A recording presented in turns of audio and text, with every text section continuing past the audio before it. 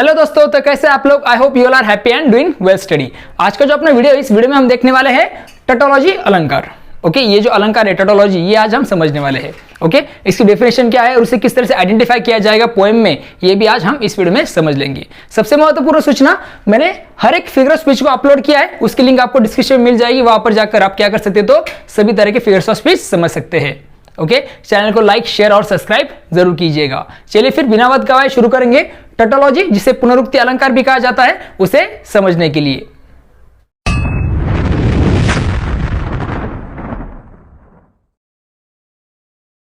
Tautology, जिसे हम कहते हैं पुनरुक्ति अलंकार, तो सबसे पहले डेफिनेशन दी है वो समझेंगे।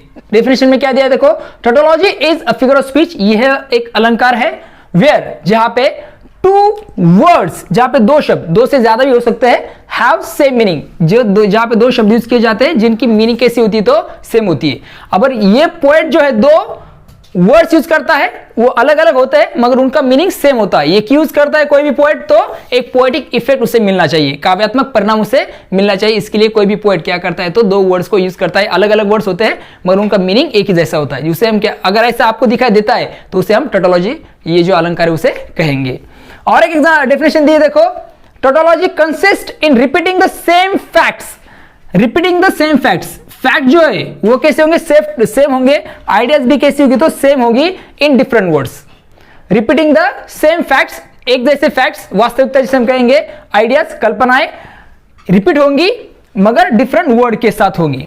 एक ही पोएम में, एक ही लाइन में क्या होंगे, तो दो अलग अलग वर्ड्स होंगे मगर वो क्या करेंगे, तो सेम फैक्ट को, सेम वास्तविकता को दर्शाएंगे या फिर सेम आइडिया को वो वहां पे दर्शाएंगे, सेम कल्पना को वो आपके सामने रखेंगे, उसे कहा जाएगा। अगर ऐसे वर्ड्स आते हैं किसी भी पोएम में, किसी भी लाइन में, तो वो एग्जाम्पल रहेगा टोटोलॉजी, यस, अलंकार का। एग्जाम्पल समझेंगे। देखो, सबसे पहले एग्जाम्पल है हमारे पास, they love to quiet and speechless. Quiet mean शांत, क्वाइट, स्पीचलेस मीन्स कोई भी वर्ड ना यूज किए, उसे भी हम शांत कहेंगे। ओके, तो they love to be quiet and speechless, उन्हें पसंद है शांत रहना, स्पीचलेस रहना। तो ये दोनों वर्ड जो है ये अलग अलग है मगर ये सेम आइडिया को रिप्रेजेंट कर रहे हैं वहां पे, और वो है शांतता। ओके, पीस जिसे हम कह सकते हैं, अलग अलग वर्ड से। ओके, इस यहां अभी ये लाइन में दिखाई देगा आपको कौन सा, तो टोटोलॉजी, ये अलंकार।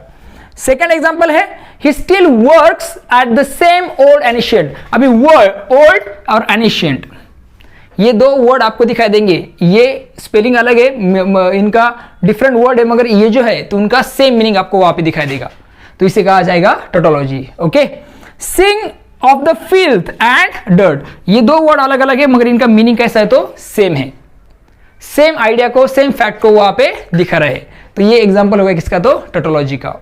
ओके, उसके बाद का एग्जांपल है, the fairy went remote and far away.